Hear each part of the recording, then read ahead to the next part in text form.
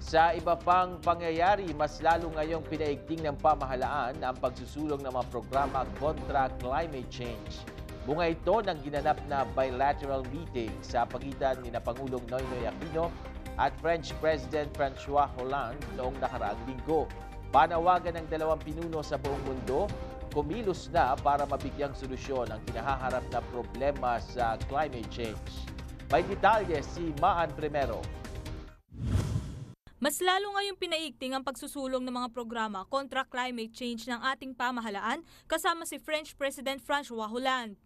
Sa ginanap na bilateral meeting ng dalawang pinuno ng bansa, nanawagan sila sa buong mundo na kumilos na para mabigyang solusyon ang kinahaharap na problema sa climate change. Kabilang sa napag-usapan ang mga pangangailangan para sa mga programa na isasagawa, pagkukuhaan ng pondo ng mga ito, teknolohiya, transportasyon at iba pang aspeto na kaugnay sa programa kontra climate change.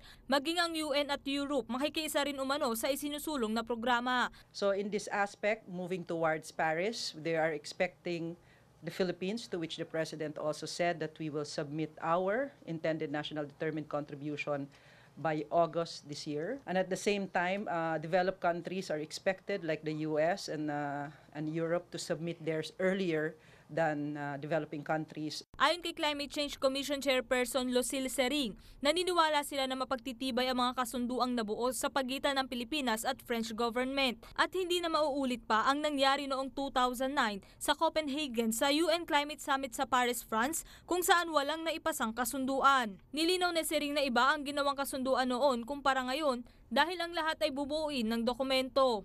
What we've seen as compared yung preparations now going to Paris as to the preparations before going to Copenhagen, malayo.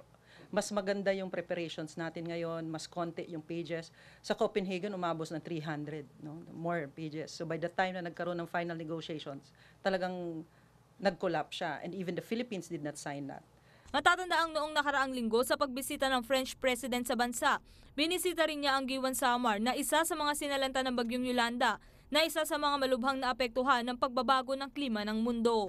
Ako po ang inyong kaibigan, Maan Primero para sa Newslive.